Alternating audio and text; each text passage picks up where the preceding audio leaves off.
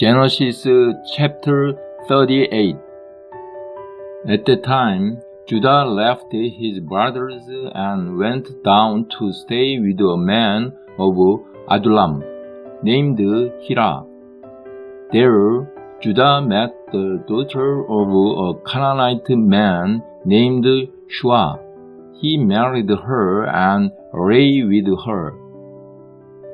She became pregnant and gave birth to a son who was named Er.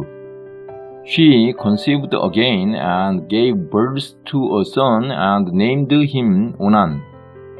She gave birth to still another son and named him Shelah. It was at Kezib that she gave birth to him. Judah got a wife for Er, his firstborn, and her name was Tamar.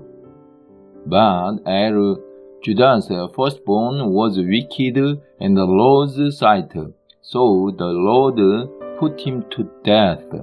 Then Judah said to Onan, "Lie with your brother's wife and fulfill your duty to her as a brother-in-law to produce offspring for your brother."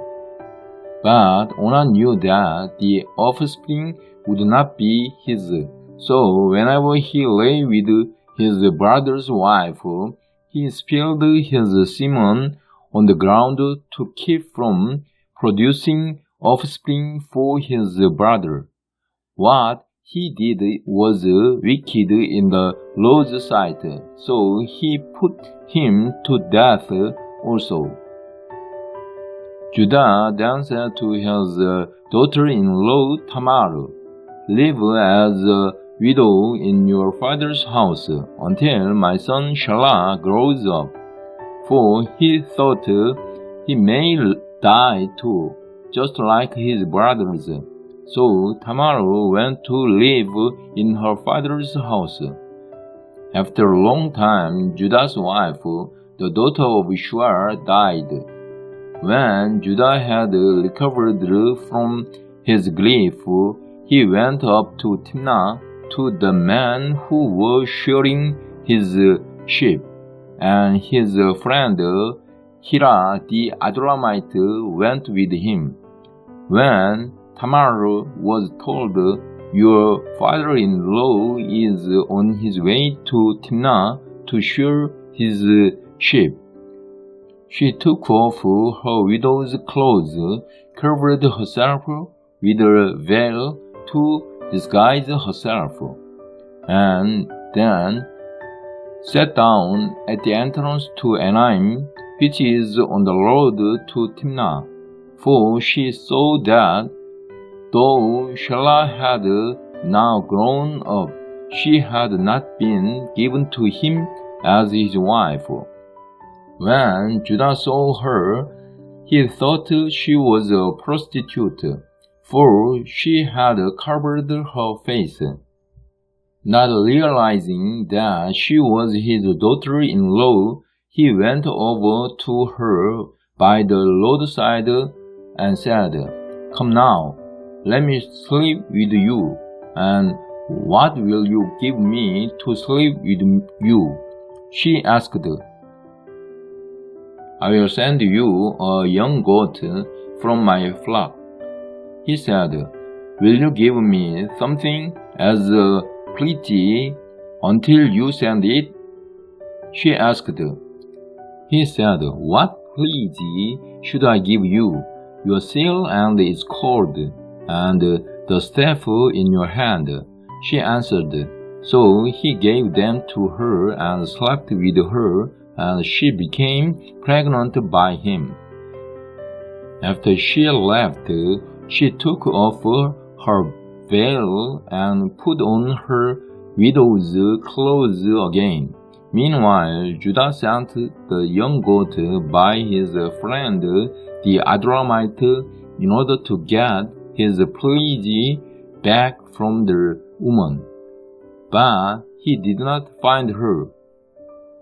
He asked the man who lived there, "Where is the shrine prostitute who was beside the road at Enaim.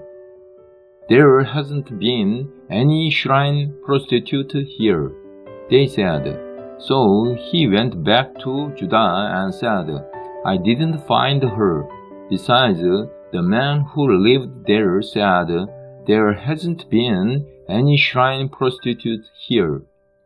Then Judah said, let her keep what she has, or we will become a laughing stock.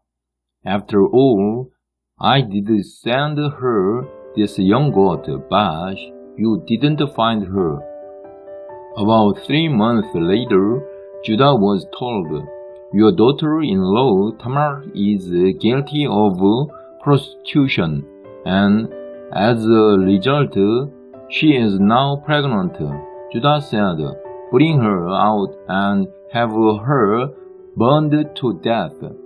As she was being brought out, she sent a message to her father-in-law, I am pregnant by the man who owns these. She said, and she added, see if you recognize whose seal and cord and staff these are. Judah recognized them and said, she is more righteous than I, since I wouldn't give her to my son Shelah, and he did not sleep with her again. When the time came for her to give birth, there were twin boys in her womb.